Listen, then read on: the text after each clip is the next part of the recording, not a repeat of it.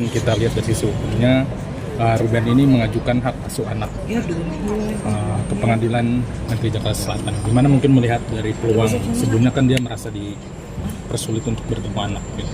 Ya, saya tegaskan bahwa itu merupakan langkah yang tepat ya. Kalau Ruben merasa hak-haknya dilanggar dan juga itu memang peluang untuk Ruben terkait dalam hal pengasuhan anaknya ya, terkait alasan gitu. Biasanya tidak semuanya alasan itu diungkapkan di publik.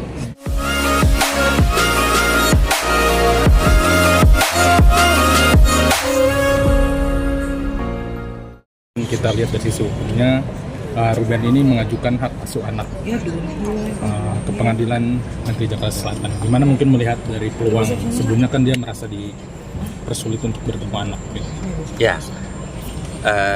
Saya tegaskan bahwa itu merupakan langkah yang tepat ya. Kalau Ruben merasa hak-haknya dilanggar dan juga itu memang peluang untuk Ruben terkait dalam hal pengasuhan anaknya ya, terkait alasan gitu. Biasanya tidak semuanya alasan itu diungkapkan di publik, tapi bisa kita mengambil gambaran bahwa saat ini yang dipermasalahkan Ruben terkait adanya eksploitasi, ya enggak? Eksploitasi dalam artian anak di bawah umur diikutsertakan dalam sebuah live, dalam sebuah istilahnya kategori jualan secara online lah gitulah. Itu yang dipermasalahkan juga kan, dan juga terkait dia tidak bisa mengakses atau menghubungi ataupun bertemu dengan anak-anaknya selama ini gitu loh. Alasan-alasan itu sangat make sense ya. Makanya saya bilang ini mengerikan gitu loh. Bukan mengerikan dalam rangka apa, karena kalau saya lihat apabila kesiapan Sarwenda gitu loh, termasuk tim kuasa hukumnya tidak mampu gitu loh memberikan bantahan atau memberikan bukti gitu terkait apa yang dituduhkan oleh Ruben, itu bisa dimungkinkan gitu loh hak asuh itu berpindah. Berarti kemungkinan besar untuk memenangkan gugatan hak asuh anak cukup besar ya Pak? Ya, perlu kita ketahui juga kan bahwa pengacara ya sekelas Bang Minola gitu kan merupakan senior juga, paham betul lah gitu kenapa dia melakukan gugatan. Artinya banyak atau ada peluang-peluang yang dimungkinkan Ruben untuk memenangkan terkait hak asuh anak. Ya, seperti itu. Karena kalau memang fakta itu terbukti bahwa selama ini Ruben kesulitan bahkan tidak boleh mengakses anaknya untuk bertemu dengan Ruben, itu pun merupakan sebuah pelanggaran. Dan itu salah satu syarat juga ya? Seperti itu, betul gitu loh, karena itu sudah dalam putusan. Biasanya dalam putusan itu kan ditentukan hak asuh anak berada dalam ibunya, tapi ayahnya bisa melakukan pertemuan, bisa saja anytime, bisa seminggu 2 kali, dan itu rutin gitu. Seperti itu, ya. Bang, faktor-faktor apa Bang yang bisa memenangkan seorang bapak mengambil hak asuh anak Bang, biasa dalam hukum Bang?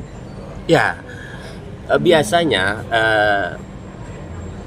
hak asuh itu sekarang misalnya sama Sarwenda, itu akan dinilai mampu tidak gitu merawat anaknya dalam hal pendidikan, dalam hal sosialisasi gitu kan, seperti itu ya.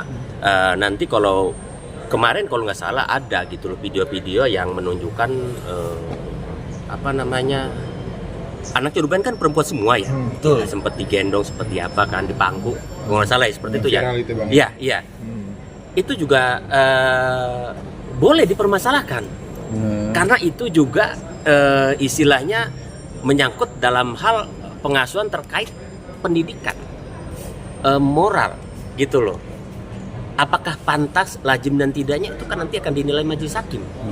Apalagi kan istilahnya bukan ayahnya, ya enggak? Istilahnya itu nanti bisa dipermasalahkan. Itu kalau menurut saya itu kayaknya masuk dalam gugatan Ruben, seperti itu. Kalau eksploitasi gitu Bang, misalkan sering ditampilin di medsos gitu, contohnya ya, gimana tuh Bang? Kalau secara undang-undang memang tidak boleh gitu loh eksploitasi itu, tapi eksploitasi itu kan nanti harus dibuktikan sejauh mana, kan ada ininya juga kan, seperti itu. Kalau memang benar-benar anak itu diminta untuk live, paling nggak itu kan mau nggak mau live jualan di online itu bekerja. Seperti itu gitu loh. Itulah yang dimaksud dengan mengeksploitasi anak. Dan kalau memang terbukti, nanti majelis hakimnya akan menilai ya, bisa jadi itu jadi pertimbangan nanti untuk gugatan Ruben. Kalau misalnya live-nya itu di jam waktu istirahat anak atau posisi sedang sekolah gitu, gimana? Ya apapun itu sebenarnya eksploitasi anak itu ya unsur-unsur yang memang mengandung nilai komersil, artinya gitu loh, seperti itu.